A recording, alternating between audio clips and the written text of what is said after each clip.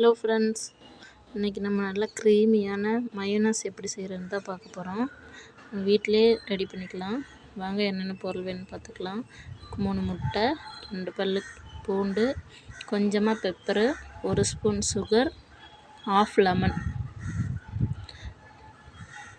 இதெல்லாம் இவ்வளோதாங்க. அது கூட ஆயில் சேர்த்துக்கணும்.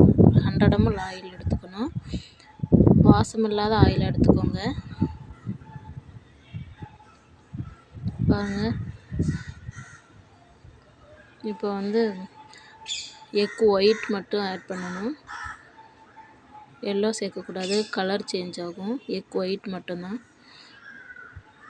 இப்போ ஒரு கிரைண்ட் பண்ணிக்கலாம். பெப்பரு, மிளகு, எக் ஒயிட் எல்லாம் சேர்த்து. இப்போ பெப்பர் நல்லா அரையும். ஃபஸ்ட்டு அரைச்சிங்கன்னா பாருங்கள், தண்ணியாக இருக்குது. இப்போ நம்ம கொஞ்சம் கொஞ்சமாக ஆயில் ஆட் பண்ண கெட்டியாகும். பாருங்கள், இப்போ நம்ம எடுத்த 100 ml ஆயிலில் பாதி ஆயில் எடுத்துக்கிறோம். பாருங்கள், அரைச்சாச்சு. ஃபஸ்ட்டு இருந்ததை விட இப்போ கொஞ்சம் க்ரீமியாக இருக்கும். ரொம்ப கெட்டி வரைக்கும் அரைச்சிக்கலாம். ஒவ்வொருத்தவங்க எப்படி சாப்பிட்றாங்களோ அதுக்கு தகுந்த மாதிரி அரைச்சிக்கலாம். பாருங்கள், இப்படியும் கூட வச்சு சாப்பிட்டுக்கலாம். டேஸ்ட் எப்படி இருக்குமோ அந்த மாதிரி. லைட்டாக ஒரு பிஞ்ச் அளவுக்கு சால்ட், ஏன்னா நம்ம சுகர் போட போகிறோம். லைட்டாக சுகர் போடுறதுக்கு சால்ட் ஆட் பண்ணணும். பாருங்கள், சுகர் நான் 1/2 தான் போடுறேன்.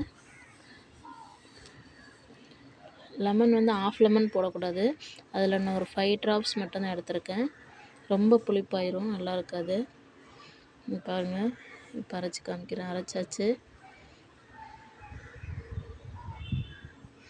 பாருங்கள் எப்படி இருக்குன்னு.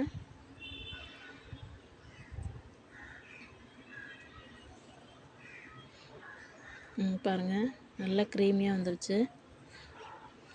இந்த ஸ்டேஜில் போதும். இதை விட இன்னும் கெட்டியாக வரும். நம்ம அடிச்சுக்கிட்டே இருந்தோம்னா ஆயில் நம்ம ஆஃபாக விட்டு அரைச்சிக்கணும். பாருங்கள் எப்படி இருக்குன்னு. அந்த பெப்பர் ஏன் சேர்க்குறோம்னா அந்த ஸ்மெல்லு வராது. அதே மாதிரி எக்கு ஒயிட் மட்டும்தான் சேர்க்கணும். எல்லோ சேர்த்திங்கன்னா ரொம்ப ஸ்மெல் அடிக்கும், கலர் சேஞ்ச் ஆகும். இந்த ஒயிட் கலரில் கிடைக்காது. தேங்க்யூ.